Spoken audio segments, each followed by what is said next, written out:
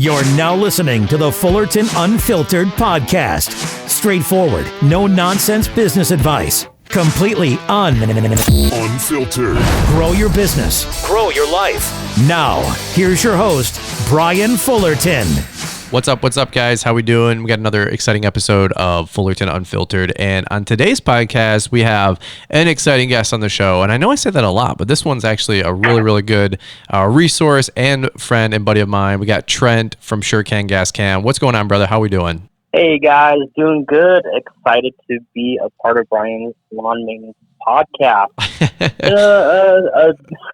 Oh my God! A journey for me. I've been wanting to be on this podcast, and so it's finally coming a reality. Well, you know what? You are famous in your own right, and so I am truly honored to have you on the show. I appreciate it. We were cutting up before we hit the magical record button and just catching up, and we do get to talk. We get to talk probably I'd say at least once a month, and there's just so many exciting things that you guys have going on with your business and SureCan Gas Cans, and you and I, we coordinate a lot on social media, which is really cool, and kind of I guess where we really became friends and buds and got to exchange conversations, and it's grown from there. But for everybody who doesn't know the Trent from SureCan Gas Can, why don't you give everybody like maybe your vitals or your stats, and just kind of let everybody know who you are and where you're coming from, and maybe just your quick story here.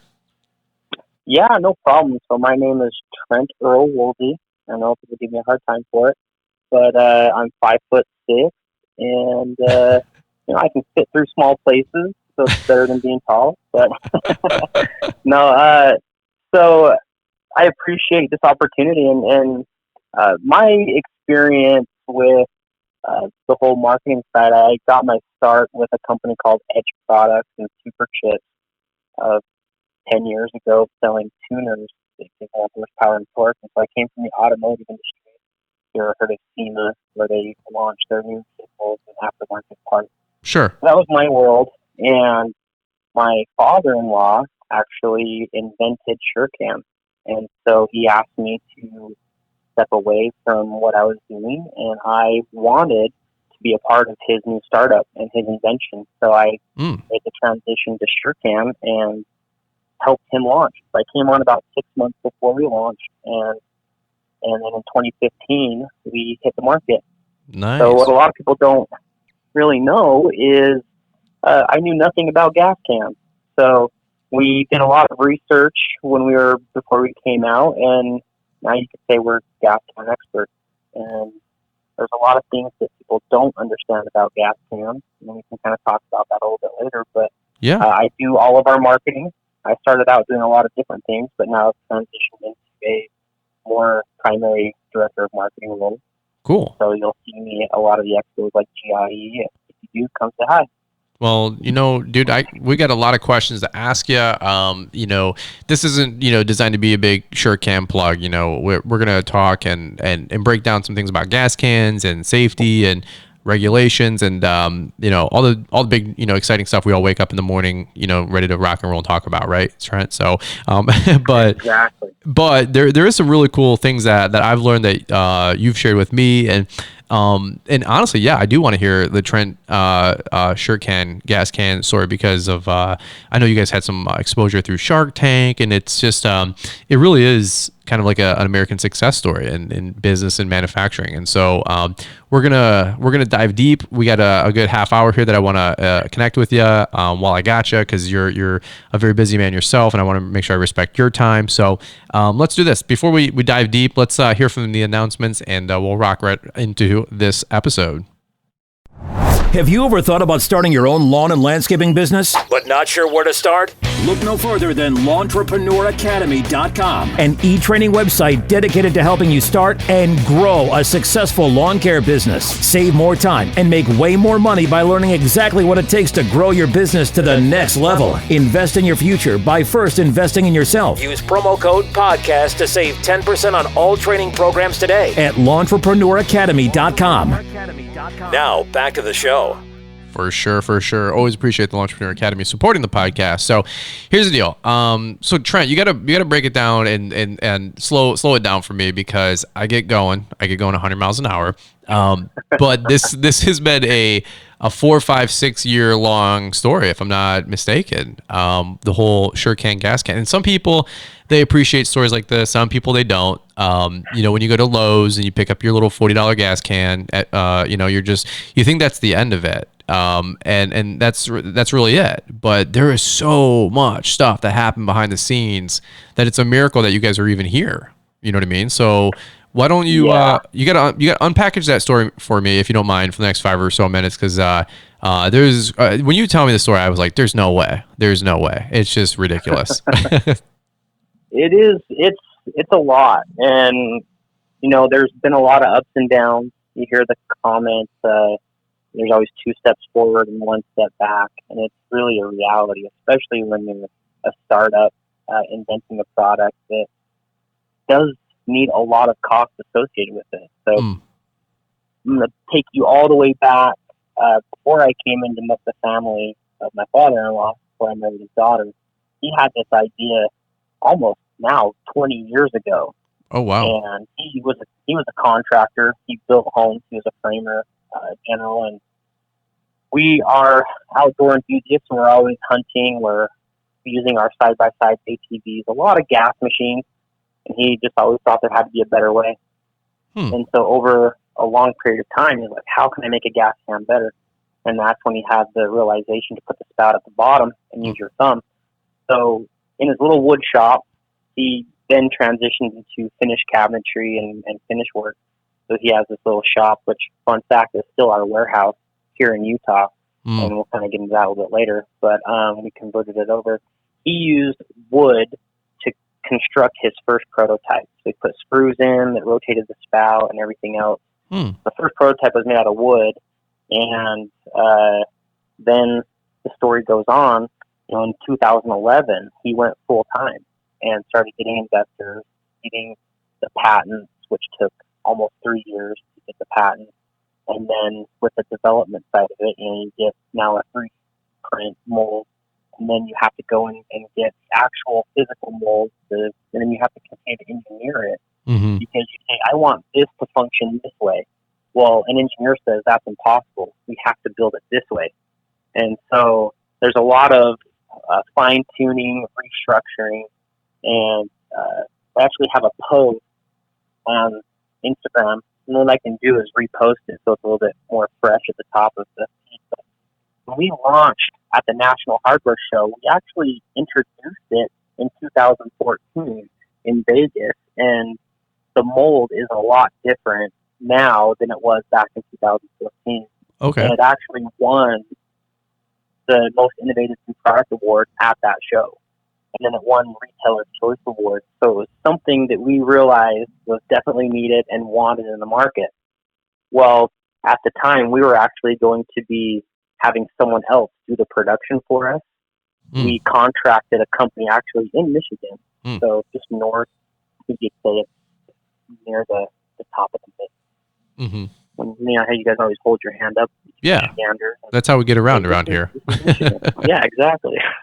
If not, we'd all be lost. So I guess you'd say it's at the top of the mitten. But we needed product, and we were going to launch that spring in 2014, but that company backed out and kind of left us to dry. So within 6 months, we got our own factory in Tennessee and set up our own machine, and we're pumping out product. So it was out of necessity that we're doing our own manufacturing, and just outside Nashville in Lebanon. So we have a huge factory out there. We make the actual tank itself, and then we injection mold the black parts with a company here in Utah. They do all of that. We pre-assemble them here, which is also another fun fact. My wife and I and my kids and other family and friends, we actually do the pre-assembly in our homes, just on the side. You know, you think of SureCan like, oh man, they've got production for everything. Well, we still do some stuff ourselves. And so on the weekends, we're putting our pre-assembled parts together, and then we ship boxes of that to our factory in Tennessee. and then our employee actually the final production on Okay. how it looks off the shelf. Gotcha. So there's a Wow. lot of different things that go into it, and so I came on just before 2015 in January when we launched in May of 2015, and we hit the market with our own production mold, what we have today. And that's when Lowe's, Tractor Supply, Ace Hardware all came and said, all right, let's bring this into our stores. Okay. And so we started running from there. Wow. No kid, dude. So, okay. So this is circa 2014, you're saying? Yeah, so 2014 we introduced it. Our manufacturing partner backed out, so we had to go back to the drawing board with our own production. We made a facility, built it in Tennessee, and then we relaunched the next year at the hardware show in 2015 in May. Wow. Okay. Okay. So 2014, it's just so, it's such a, I mean, I kind of at a loss for words because it's funny when you look at the gas can, you're like, why didn't I think of that? You know what I mean? And I'm sure everybody's like felt the same way about some kind of product or widget. You know what I mean? Yeah, exactly. I remember them coming on the scene because of social media and YouTube, and we're going to get into all that later. But it's funny because I saw them on YouTube, and I was like, "What is this witchcraft? Why is the nozzle at the bottom?" Like it was like a cow looking at a new gate, And it was obviously unlike anything I've ever seen before in the gas can world, which is your guys' claim to fame. It's incredible, and so it's funny. I had like 10 of those rickety gas cans that just had the same like tops that never worked, or like the nozzle would break off, the neck would break off, or they would leak as you pour gas through them, right, and fuel through them. Yeah. And so that's kind of like where you and I became buds, because you guys had a couple gas cans that I got access to early on when you guys were just breaking onto the scene. And I had a pretty small YouTube channel, a couple hundred subscribers, and back then the influencer world, if you will, and I don't use that word a lot, but for just call it what it is, the influencer marketing thing was an entirely different landscape 4 years ago, and it's drastically changed since then, obviously in a good way in my opinion. But I was like lucky enough to like get one or two gas cans out of the gate, and I think you guys were just coming on board, and I was like, these are awesome. And in fact, swear to God, 4 years later, I've beat the snot out of my gas cans. I still have them all. I still have all the same gas cans, all the same hardware. I think I changed out one elbow on one of the 2-stroke gas cans, but like that's fine because I mean we literally use them 8-10 times a day, and per year you add that up, we've moved that elbow 25,000 flexes, you know what I mean? So you guys get a pass on the $4 plastic part, you know what I mean? Yeah, thanks. Which it's just impressive, but I didn't know that you guys had such a glorious and illustrious and then tumultuous start, to be honest with you. So tell me the story about the Shark Tank story is something that I always talk about.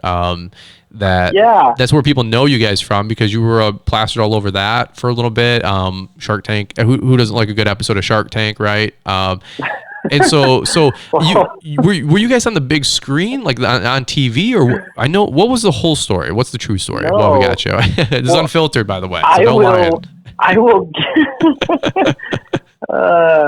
I actually am a conglomerate, and I'm best friends with Mr. Wonderful. We exchange text on the daily. Oh, perfect. No, I'm just kidding. You had a shoe in. You're a sleeper. No, so there's a lot of misconception actually with the shark situation. So I'll lay some of those rumors to rest. But we actually were not on Shark Tank. Oh, we did not submit to it, and we weren't on the show. But in 2015, going back, we were trying to determine what markets should we hit, and so we signed up for an organization called the Specialty Tools and Fasteners Distributors Association, or STAFTA. Okay. And they are the industrial supply distributors. So your industrial supply, Granger, Fastenal, HD Supply, White Cap, Motion Industries. Those are the retailers that sell to construction crews, mining crews, so everything, a lot of OSHA related products. And so we went to that expo in Phoenix and submitted our product to be reviewed by the sharks on stage in front of the, thousands and thousands of people at the expo during their opening ceremony. And out of all the submissions, we were one of 5 that were selected out of the thousands of products that applied to be vetted out on stage by Kevin, Damon, and Lori. Wow. And so they brought the product on stage, and they essentially did what they would on the show. They evaluated it, and they asked questions, and the host, her name's Georgia Foley, she was able to facilitate us as if we were pitching it on stage on the TV show. And so they said, this would be a huge success. We think that we would back it if it were on the show. You get our shark approval. And so with that, we got the rights to use all of that content for however we wanted. So we could use the photos of them on stage with it. We could use the photos of us backstage meeting them and talking to them. We got the can signed by all 3 of them. And so it was a really cool experience. The good thing is now all those distributors saw us on stage. They flocked to our booth, and we were basically celebrities of the show. But what we didn't know at the time is they all wanted an OSHA-approved gas can, and we weren't OSHA-approved. Okay. And so everyone's like, oh, awesome, but come back to us when you have something we can use on our job site. Oh. And so we were on this really big high, but then kind of sunk down and, went back home, and we're like, okay, when can we get an OSHA-approved can? And so there's a whole story behind that. But. Is the current can OSHA approved, or what's I don't know. I've never heard that before. I don't even know what that is. Yeah, and this can kind of lead into a different segue of compliance within the government regulations, but there's different standards that you have to meet, or compliance certifications, and one of them is OSHA. And our can is currently not OSHA approved as far as a safety can is concerned. And so a safety can typically is your metal gas can. Right, I was going to say. You'll buy from, all those industrial supplies. You can buy them at Home Depot and Lowe's. Right. Those can be used on corporate job sites, mines, oil rigs. Our can is DOT approved for the Department of Transportation, which is also an OSHA standard, but on a different level. Okay. They hold different requirements. And the safety can has to vent on its own automatically. That's one of the regulations. But for us, the fuel can holds all the vapors inside of it per the EPA and California regulations. Okay. So you have 2 government organizations. One's federal, like I said, both federal, but the EPA requires a gas can to not vent on its own. It has to hold all the vapors inside as much as it can. Whereas the federal OSHA standard says it has to vent automatically on its own. So they contradict each other, and we have to add extra features into that new can and get it to pass different standards. And so that's why we haven't launched our OSHA can yet. Okay. Makes sense. Well, and that's why I was just curious about how all that works, because it's way above my pay grade, and that's why you get paid the big bucks, But so when we were talking before we hit record, you wanted to help also clear the air about a lot of these regulations or misinformation that's out there, because you guys have went through the fire literally about when you guys came to market. Some people liked it, some people didn't. There's a lot of competitors. And if you like SureCan Gas Can, it's great. If you don't, no big deal. But I'm just more impressed, not only as the gas can, but the startup story behind it, because you guys came up against a bunch of these hurdles. But with regards to I don't know if this probably isn't like really a regulation necessarily, but maybe it is. What the collapsing of like the gas can? Some people I know are like, why does my gas can implode? Why does it like suck inward? And And I get a lot of the same questions too, because, we get to advocate a little bit for you guys. So I try to answer those questions best of my ability too. But what's the story behind that? Because it's not like it's something that's exclusive to just you guys. You know what I mean? Right. So it goes back to 2009. And in 2009, the EPA and also CARB, which is California's specific regulations. So you have the two government entities. One's California only. They have their own regulations. And then the rest of the country has EPA regulations. And so what they did in 2009 is said a gas can no longer have an exterior vent that vents on its own. So if you remember the old gas cans, they used to have that little yellow tab that you'd pop open and it would vent, and your gas can would glug less because air is now flowing through it. Yeah, 100%. They said you can't do that anymore. So that's why now you have the push and twist and pull and fight with all your might to get the gas to actually come out of the can. Right. So that was a regulation that was imposed, 2009 to now. And so at that point, gas cans can no longer vent. Well, what happens is the heat and cool weather temperatures cause different chemical reactions to occur inside a closed container. And so you have all this fuel vapor that's expanding with heat and contracting in the cold, and it has nowhere to go. And so you'll see on a hot, sunny day, your gas can is going to be bloating or expanding, and you get that balloon effect because that hot air that's now expanding can't go anywhere. Well, if it gets cold outside, what happens is your gas can collapses because it's like sucking in on a water bottle. That air has to go somewhere, but it's trying to collapse all that space, and it can't release the air to keep it informed. And so because the government now said your gas can cannot vent, it's causing other problems. And a lot of people think that it's a defect in the can, but it's actually doing what the government requires a gas can to do. Okay. It's not a defect. It's actually performing to what it's supposed to be doing. What's the idea behind it? Can you tell me off the record, like unfiltered? What's is it helping? is it just the government getting in the way? I mean, do you want to opt out? What's your take? No, I mean, I'll try and tactfully say it the best I can. Sure. But in theory, it's supposed to hold in more vapor and noxious gases to prevent it from getting into the atmosphere and destroying the environment.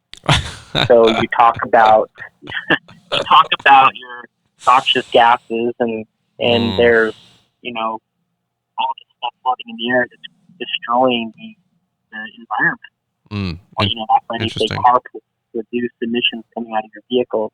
Well, they also say upgrade your gas can to these new gas cans because they don't allow vapors to escape. Well, the second you use that gas can, that vapor is going to come out anyways. So I don't know.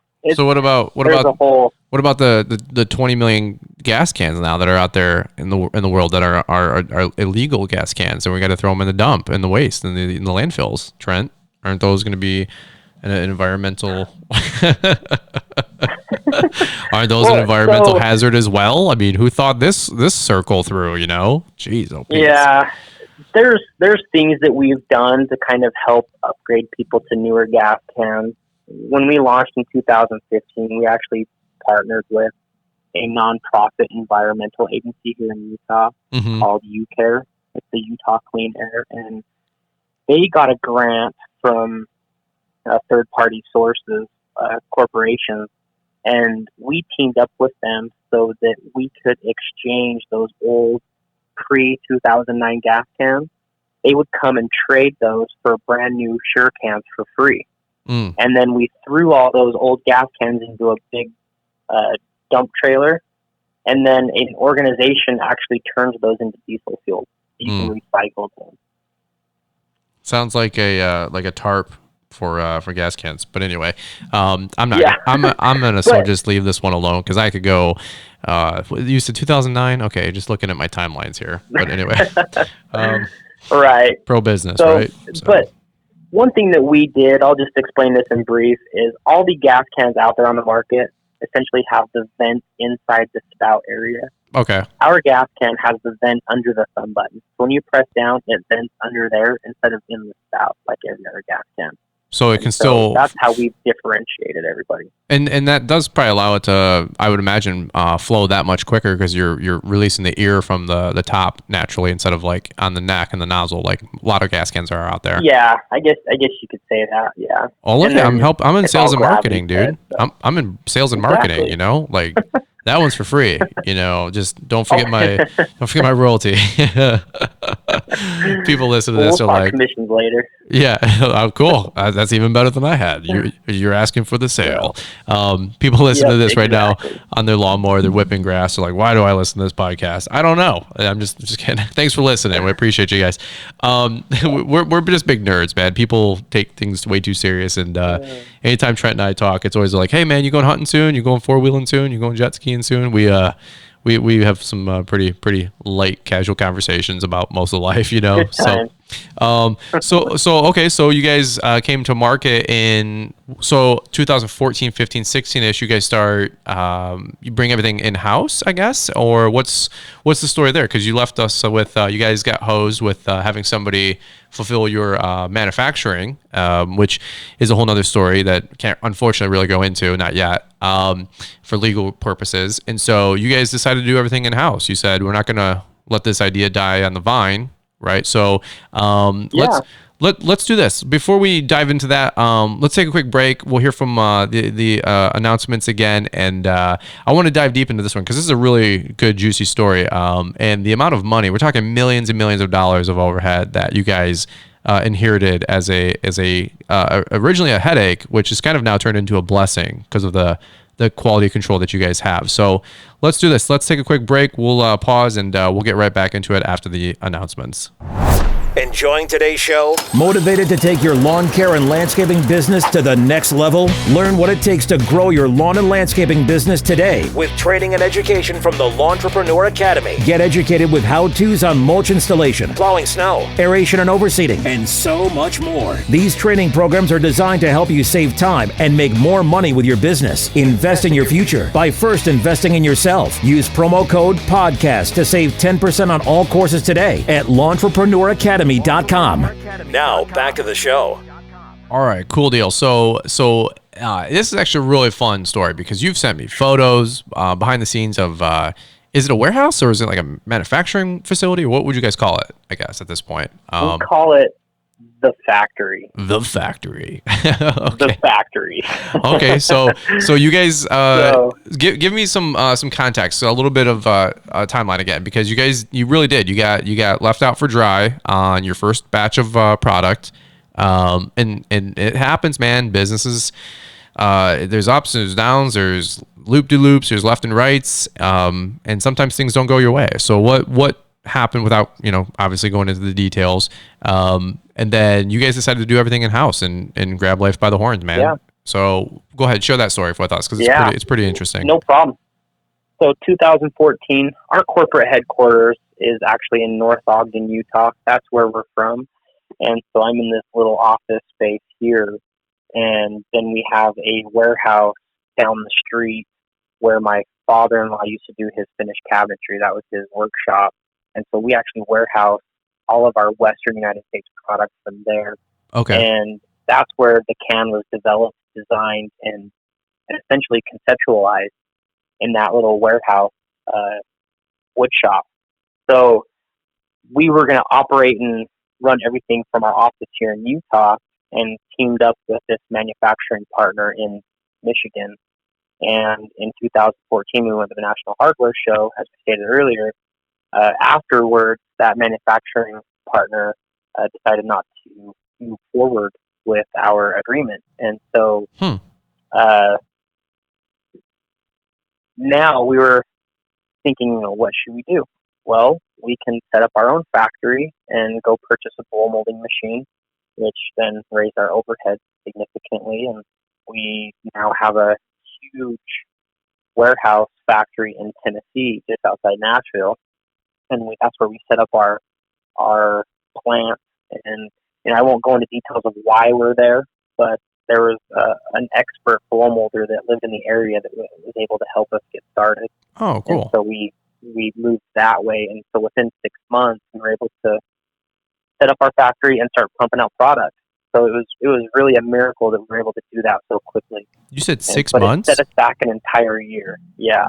Wow. Yeah. Well, yeah, like you said, and you guys had purchase orders, right? From what you told me, if I'm not mistaken. Yeah, we had talked to all the major hardware stores, and they said, "Yeah, let's do this." And so we were starting all the processes of getting set up, and then we had to say, "Hey, sorry, we're gonna wait."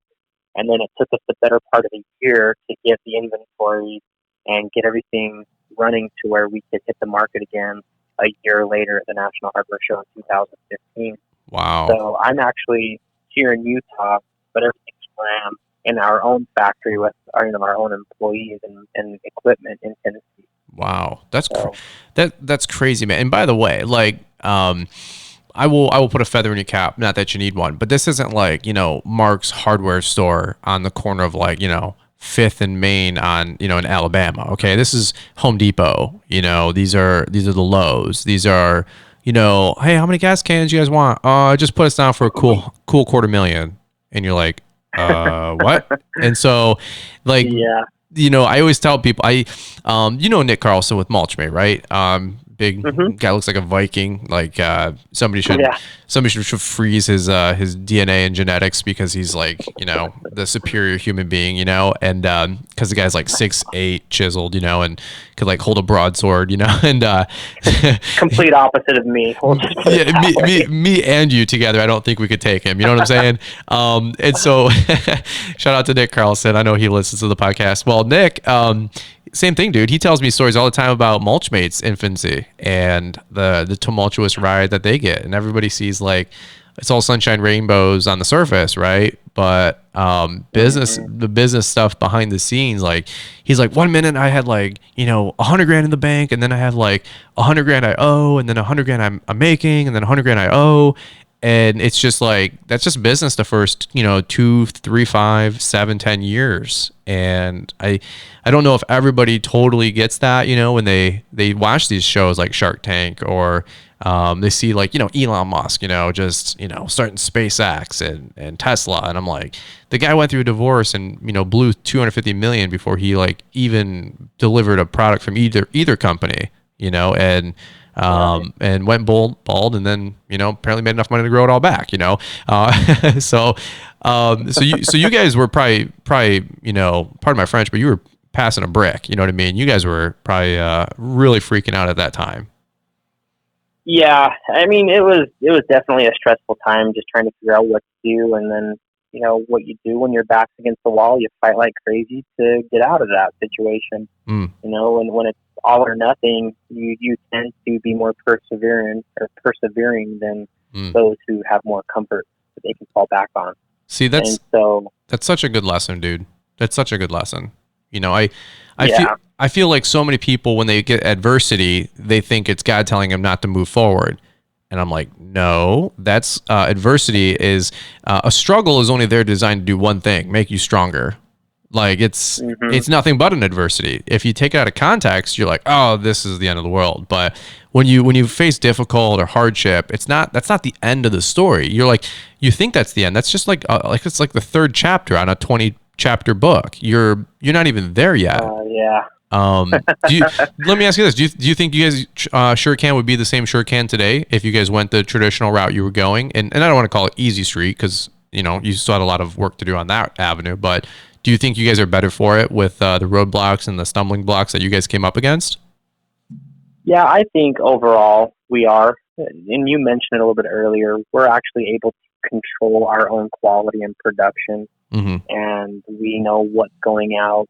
And we can actually physically test that stuff every day. Every day we cut our cans in half, and we view the layers inside, make sure they're consistent. We freeze our gas cans to negative, 35, 40 below zero, and we drop them to 20 feet regularly. And so we're making sure that they're running up to spec. And then if someone says, hey, I'm having this issue, we can immediately figure it out and fix it. And so we have had some quality issues where some of our spouts have been breaking, some of our, valves leaked a little bit, but we're able to overcome that a lot more quickly because we're in control of it ourselves. And then it also allows us to expand our growth in areas where we have control over it. So we actually just purchased a new machine. So now we have 2 blow molding machines, and so we're able to scale and make more products. Well, and those are only like 10 grand each.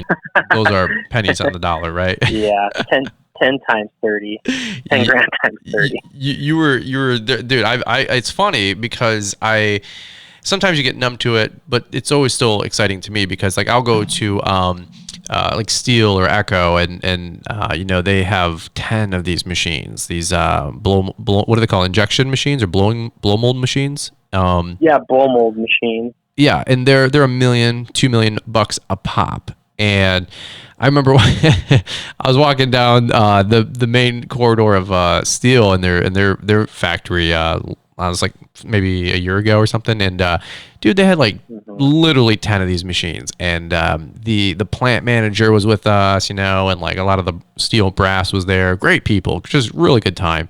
I'm hanging out with all the influencers, right? And it was funny because like the stuff that we appreciated was like, there's like some machine that's like spraying water on them, and we're like, this is amazing. And then, somebody else walks over and they're like, why aren't they impressed by our injection mold machines and blow mold machines? And this machine is from from Finland, and this one's from countries I don't even know exist, over in Europe that are like the best in the world, like Italian manufacturing. And you know where I'm going with all this, and this is German engineering, right?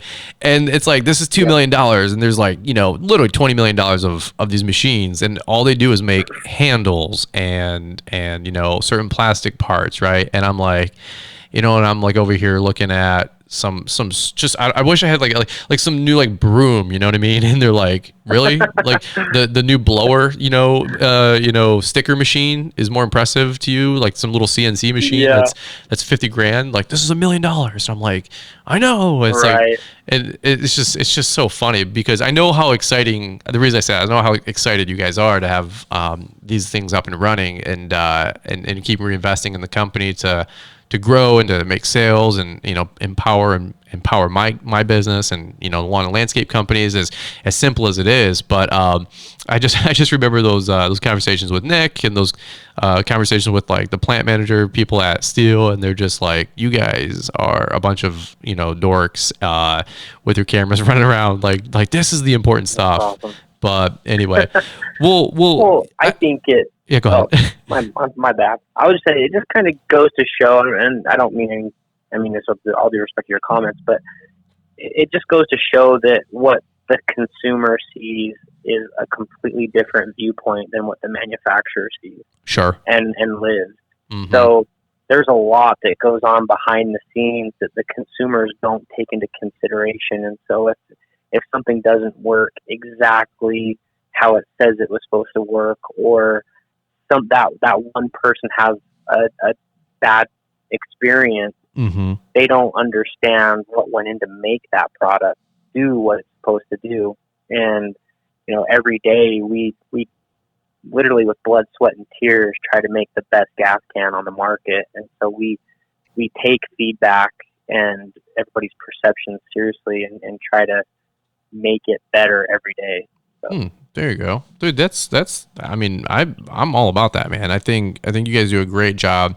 Well, that's an easy segue because you're talking about marketing and business and sales and how you guys have approached it, because you've done it a little different than everybody else. I don't know if you're just smart or just difficult, Trent, so maybe we need to get your spouse on the phone and see what she says, but you don't want to hear what she has to say. So yeah, we'll do a female only podcast one day with Liz. She can get the real story from everybody and hold everybody ransom, you know what I'm saying? So awesome. Because you guys you did your distribution a little different, you did your marketing a little different, you did your manufacturing a little different, and now we're into social media, in 2019 and 2020 as we do this podcast, and so and from what I also understand, you like manage a majority of the marketing. I don't want to say all because I don't want to leave anybody out if there's anybody else on your team, or I'm sure some people help you, but in all reality is like a lot of what I see on social media and Instagram and the marketing, it's a lot of it's apparently from you, right? And so how did you wind up into that role? You know what I mean? If you didn't even want to work necessarily at the company in the beginning, now you're in charge of, like, you're the face of it all, No, I mean, when you say the face of it all, it's more of in different context where the face of it is what the consumer and the public sees. So I control the identity of the brand and the product, whereas everybody makes SureCan. So behind the scenes, it's definitely a team effort. But right. That's probably more what I meant to say. It's right, and it's kind of funny you mentioned that, because I'll have calls with some larger corporations and some that aren't as big, and they always ask. I schedule a call with them to talk about branding or talk about promoting products together, co-branding, and they'll say, all right, let's get our marketing teams together. I'll get my brand manager, my merchandising manager. I'll get our graphic designer on the call. And there's 5 people. And they said, all right, who should I invite from your team? And I said, just me. Oh, my God. and then they talk about, like, how big is your team? And like, it's just me. Yeah. But, we tag team it. Have your people we help get in each touch other with where my we people? can. Yeah. And so my father-in-law, our owner, he approves everything, just to make sure that it's in line with his views and ethics and his personality. So I always try to make sure he's in the loop with everything and making sure he approves of everything that's going on, because it's his baby. I want to make sure that number one, he's happy with where we're going, but at the same time, we do have we butt heads a lot on his style of marketing versus what's popular and trending in today's market. So. But yeah, I control the graphic designing on a label.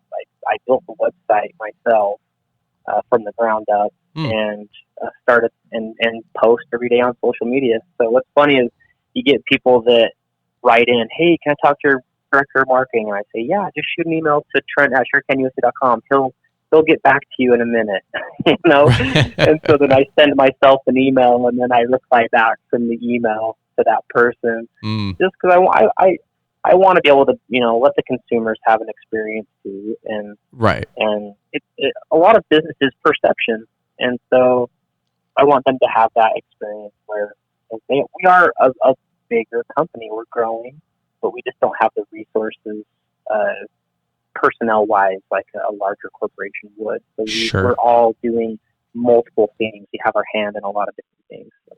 No, that's really, really cool. Well, one thing that, like you said, though, is that I always feel with you in the SureCan folks is that you guys are just approachable. I know this is something that happens a lot, is like everybody wants a free gas can, right? And I know you're waiting for me to bring this up, because everybody's like, I want to review a gas can. I want to review a gas can. And I'm like that was a thing 4 or 5 years ago, because influencer communities were entirely different in so many different genres, right? 4 or 5 years ago. But that same kind of conversation is a lot harder to have nowadays. And so I talk to other people, and myself included, I get it too. Like, can I get a free hat? Can I get a free shirt? And I'm like, look, I'd love to give everybody a free shirt, but I also want to make my rent payment, and exactly. I need to make money too with my company. And so sometimes we can facilitate those needs, but sometimes we can't. But anyway, I just bring that up because it's like it's tough when you get those requests and your heart wants to fulfill them, but it's like you can't really cater like that to everybody, And But that doesn't mean you're not approachable or available on social media. You know what I mean? For sure. Well, and that's how we got our start. I mean, I remember this person named Brian Fullerton from Brian's Lawn Maintenance. You know, we had this discussion 5 years ago. Good looking dude. Good looking dude. I think he had like, yeah. You know, I stalked him a little bit on Facebook just to make sure he was, you know, who I thought we could align with. But you vetted I think him. he had like 100 subscribers on YouTube at the time. And we were just brand new on the market, and I had gone to lawn care forums, all these different outlets saying, hey, come try SureCan out. It's the new generation of gas can. And they said, well, that's going to break in 2 seconds. I don't want the spout at the bottom because it'll leak over time. Or when's this going to happen? And so we had to establish credibility. We had to prove that we were a gas can that was going to work. And so 5 years ago, you know, we aligned with, you know, you and, you know, Blake from B&D Lawn Care, Jason from Ambrose, and a few others. And so I actually went out and researched the top accounts that I could and sent them all free gas cans. And I said, put this to use, put it to the test, and do a review. You know, we'd appreciate that. And that worked. And now we're able to establish that credibility today because of laying that foundation with guys like yourself. But, you know, and that's why we started our advocate program so that people could get free products. But it came to a point where, you know, we have every landscaping and lawn care person on social media messaging and emailing, say, hey, can I get a free gas can? I'll do a review on my YouTube channel. Right. And, you know, we've talked about this many different times, but what worked back then isn't necessarily going to work today, and we can't afford 100 free gas cans every week. Right.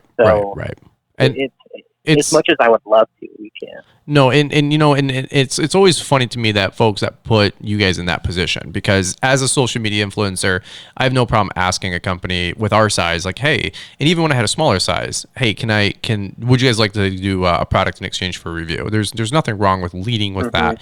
But when somebody says no, or somebody says not now, or we're just going in a different direction, like, you got to respect like those people's wishes and opinions, and if you don't get your way, and if you're just a brat about it, like, that doesn't mean you're any less of a social media influencer. It just means it just means, dude, that's not where the campaign or the focus is right now. And so I have people do the same thing with me with my training programs, and I'm like, look, if I gave them all away, like, there'd be no value to them, and nobody would make money. Like, it's like, people think everything's free, and it does turn into a kind of a slippery slope, because it's like, well, you want the exposure, but you also don't want like to go out of business. And so and I don't think it's really ever been an issue in anything that we've all done. But like you said, companies, evolve, things change, and 5 years later, your focus is an entirely different route and category now, instead of just giving away gas cans, when originally there was grand skepticism. I remember I remember Stanley Dirt Monkey riding over it with a like a bulldozer or whatever the heck that thing was. Yeah, it was this little Bobcat skid steer. Yeah, I was like, who does that? And I was like, that's impressive. And so anyway, I think we've turned that corner. Here's one thing I always tell people, man, and people see these memes all the time, is like, if you actually appreciate a business or a small business or a family's business, you don't ask for a discount. You pay retail. And right. And I know it sounds kind of weird coming from like a social media influencer, but I don't call myself a social media influencer. I'm a consumer. Like, in fact, 90% of the time you guys see product, I buy it because I feel not guilty, but I'm like, look, I don't want freebies. I don't want handouts. I don't want to get a free product and then say, what's oh, it's great for me, it should be great for you, but it's $200. Like, no, I always try and vet everything that we do and anything that we promote. And by the way, that's why we actually don't promote a lot of stuff. People think we accept everything. I turn down 99% of things that come across my radar and my email box, and that's how you got to be just a good social media influencer, in my opinion. And so hopefully folks that listen to this know that, I keep integrity behind what I do. I can't obviously speak for everybody, but for me, if it's not going to help the end user, like, we're just not going to do it. So anyway, not to beat that dead horse, but Sorry, I completely understand. Yeah, but well, so on a lighter note, what can we look forward to seeing from SureCan though as we go into the future? Because I know right now, I was actually pressing you for all these different things, and I'm like, what are you guys doing with this, and what are you doing with that? And you're like, actually, dude, we got some like new products and new releases that were coming out. That's way more exciting than the lame questions you keep asking. And I'm like, so I was like, Trent, I'm trying to be an intelligent businessman. You know what I mean? Like, give me some help here, So where are you guys going in 2020, man? We got about 10 more minutes left on this podcast. So where are we going? What's some new things you got coming out? Cause I know you do. Well, basically we're not just a gas can company. I mean, it's SureCan. Our logo looks like our gas can. And we haven't done anything typical from what everybody else is expecting. We've designed our gas can differently. We're an innovative brand and company. We want to go places where people have not gone before. Like Star Trek. I don't remember the exact term, but is that Star Trek or Star Wars? You're one of those guys, aren't you? I don't know. Man. Live long and prosper. I don't know. Live long and prosper. Anyways. We've got some new products coming out that no one has ever really seen in a marketplace. They're products that exist, but we're taking it one or two steps further and adding features to things that do not exist today. I can't fully, give you everything, but they will work in conjunction with gas cans, but they're not gas cans. Does that make sense? Yeah. So you'll have to just wait for it. We're hoping to launch in May, a couple different ones. We're actually going to be launching one here in a couple weeks, and it's going to be pretty exciting. Okay. And it's actually, I can divulge this one. We're making a utility SureCan. So our red is for gasoline, yellow is for diesel, blue is for kerosene. We're going to make this one off-white or white. And we've had a lot of people ask, hey, you should make one this color, or you should make one green for mixed fuel, or you should make one orange because it'll look cool, with my brand. But with gas cans and fuel cans, legally they have to be the color designated to that fuel type. Sure. So red gas, yellow diesel, blue kerosene. Our white can is going to be for other liquids that do not use fuel. So they do not need to go through EPA and California and OSHA certifications because they're not going to be transporting volatile liquids. But it'll be for water, so that you can fill up your trailer with water. You can water your plants with it. You can transport water for a lot of different reasons, and that spot at the bottom makes it more convenient instead of tipping and pouring a heavy 5-gallon water can. Wow. Okay. The other cool thing about it is you can use it for diesel exhaust fluid. So if you're filling up your diesel truck, you can now have you can buy diesel exhaust fluid in 10 plus gallons, and now you can put it in your 5-gallon or 2+ gallon utility can, and you can easily put it in your vehicle. Really? And then you can also do other waste products and liquids. Possibilities are kind of endless. That's actually really, I think that's incredible. Like, is there a designated color for diesel? I thought it would be green, like the green diesel pump. Well, so diesel fuel is yellow, but diesel exhaust fluid is that water-based. Oh, okay. That goes next to your actual fuel spout on your vehicle. So it's actually a clear liquid, and there isn't a designated color for that container. Gotcha. And honestly, we're using white because it's a cool color, but it doesn't cost extra for the plastic. Sure. The color okay. that goes into it. So that's another reason. It's economical too, man. It's a good business decision. Yeah. Well, I had a brain fart. I'm like, wait a minute. I thought there was already a diesel gas can. It's yellow, obviously. Yeah. But for the DEF fluid, that's more of those amazing regulations, right? That have just been proven to be so environmentally friendly.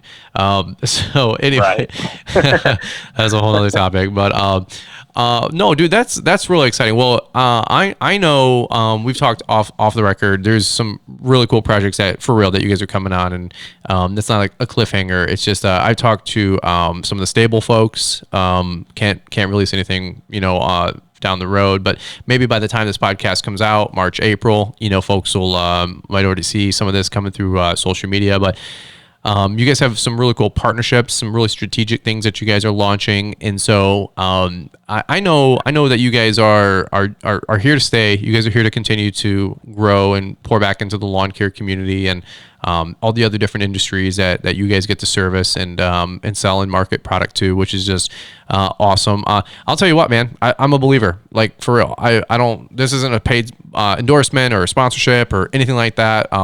We actually haven't really done that much on my channel in terms of that kind of content. Actually, thinking out loud, I don't think we've ever done a single paid sponsorship of any capacity or review on my channel. Yeah. So everything. You know what's kind of funny? Yeah. No, for sure. What's kind of funny is I actually had a conversation with someone on Instagram recently. It was when we did our Fuel Your Stripe sweepstakes. Sure. He's like, oh, well, now you've lost my business because you teamed up with Brian Fullerton from Brian's Lawn Maintenance. I said, what do you mean? He's a classy stand-up guy, He does what he says he's going to do. He's like, well, he just solicits all these products and, gets paid for it. And I go, hey, we have never once paid Brian to promote SureCan. I'm sure we've given him a couple products early on, but he actually does a lot of things out of the kindness of his heart and for good content. And so, yeah. And there's a lot of misconception out there with influencers in this space. And there's people who think one thing, but it's actually complete opposite. Well, it's so true, and it's so funny too, because I try to echo that, but of course nobody believes me. I'm like, look, I'm like, we don't make what you think. We don't crush it, like behind the scenes. This is still a 90-10 partnership with anything we profit on, Right. and by the way though, but when people do use the codes and the links and we make like 70 cents, I'm like, hey, I appreciate that. I can go buy a $300 camera microphone, which usually Right. I lose one of those per year just because they crack off, and so I do appreciate people that support, but yeah, man, it's one of those things where I always tell people, like, we shoot it straight on my channel. I will say that a majority of folks do as well, but in the reality of things is I will always keep integrity with what we do, because I just For know, sure. I know personally, like if I ever tried to chase a dollar bill, I would what do they say? Like, what's the point of like gaining the world, but losing your soul? It's like, I don't want to just have Right. a big fat knot because I quote unquote did YouTube and everybody's got crappy product or crappy lawnmowers. Like some people lose sight, and I will promise you that I don't, is that I know what it's like to buy a $60 or $40 gas can, a $200 weed whip, a $600 backpack blower, and we're I'm not rock star or anything like that. It's still an expense to us. It stings less 10 years later, but in the beginning of my business, I know what it was like to have to buy a $4 gas can. And you're like, man, like $40. I only made $400 this week on my 22 lawns, and that's how I started, man. And so Right. when we review this stuff, just know that if you listen to this, man, like sincerely, like I take it to heart. I care about you guys, and review products. It's We appreciate it. yeah, we're not going to stop because there's so much cool stuff out there, Right. and Well- somebody's got to do it. So anyway, I'll just say this one thing, and we could have a whole nother conversation or podcast on this topic, and I think there's a lot of value in it. But Mhm. coming from a brand that caters to a lot of different markets, not just the lawn and landscape industries, the term influencer is used pretty loosely when it comes to the whole spectrum of, okay, I'm getting free stuff or I'm getting paid to promote this. And a lot of people call it, hey, you're selling out. You're getting paid to promote that. You're a sellout. And you hear that comment a lot. But honestly, it's called running a business. It's called being smart. It's called marketing yourself, networking, and growing. It's monetizing. You look at the hunting industry, and I look at the lawn and landscape influencer space, 5 years behind the hunting industry in that same regard, because these guys are now running TV shows on the Outdoor Channel, the Pursuit Channel. Oh, sure. They're doing stuff at a whole new level on YouTube, And there are manufacturing companies that pay them $30,000 a year to promote their product on their TV show or YouTube channel. Wow. And be an influencer for them. So, you know, it's not being a sellout. It's called running your business and being influential and being good at it. So sure. There's a time and place for everything, and how you do it. Well, I always tell so. I always tell people, if I was as successful as some people who troll say that I am behind the scenes, I would already have my Tesla. So I said, Right. I said we could set up a Patreon tomorrow if everybody wants to chip in $1. I'll give everybody a ride, you know. So, but it all takes time, man. And we joke about we all joke about it, but it's a fun space. It's things are all healthy and good. Everything that I've seen across the board. So I appreciate the kind words, by the way. Because sincerely, I just like helping people, man. Same thing with the podcast. I love doing this. So, well, here's that's it from everything that I got. Any final thoughts that you want to leave with anybody about SureCan while I got you? Because I know you run a tight ship, man, and I want to make sure that I respect your calendar too. So, no, I appreciate that. I just want to let everybody know, all the listeners, thank you very much. If you've supported SureCan in any way possible, if you don't own a SureCan and you've commented on one of our Instagram posts or watched one of our videos, thank you. It's you guys that help us keep going and doing what we love to do. And so from the bottom of our heart and from the whole SureCan family, thank you. Cool. And we look forward to continuing to grow our brand, expand it in different avenues, and push forward. So I love it, man. I wanted to leave you with that. That's awesome, dude. Like 100, man. I love that. That's when people hopefully they get a chance to meet you and the rest of the team, at different trade shows and events. And for us, of course, it's usually GIE, right? That's our Super Bowl. Mm-hmm. So if you guys are ever if you walk into the GIE, go all the way into the back middle, and then like 2 rows in, and then you always find Trent. He's usually right next to the pretzel stand. So exactly. they shop their booth by snacks and vendors. You know what I mean? So no, I'm just having, it's kind of true though. Both of us, we like to eat. So it is. We're kind of by one of the food vendors back there. You are. I know. So Brian's like, I've been to that pretzel stand many times over the years. That's why I got this little belly going on. I've eaten all these dang hot dogs out of these darn trade shows. But all right, guys. Well, we'll catch up with you. We appreciate you listening. As always, if you guys haven't already, share the podcast with another lawn bro. We appreciate the support, and don't forget to leave us a 5-star review. Literally, it's like 2 buttons. Hit 5. If you want to leave a couple sentences, we appreciate that. If you hate me and you hate Trent, no problem. Hit 5-star review anyway. You guys know how the algorithm things works. So I think nobody's shy to how all that works in 2020. So just having some fun here, but we appreciate you guys listening, and we definitely hope to have you guys on another episode of the Fullerton Unfiltered podcast. So we'll catch up with you guys here on the next one. Thanks for taking the time to listen to the Fullerton Unfiltered podcast with Brian Fullerton. We hope you enjoyed this production. If so, please consider leaving us a 5-star review for the show. While the techniques and ideas presented here are designed to help you grow a more successful and profitable business, no one can guarantee these results for you. We want to emphasize that entrepreneurship is not easy, and the ideas presented here are just the opinions of Brian Fullerton and his respective guests. No one can guarantee success for you. That being said, we hope the ideas presented here help you and motivate you to go on out there and crush it with your own business. Fullerton Unfiltered podcast. Thanks for listening, and we hope to see you on the next episode.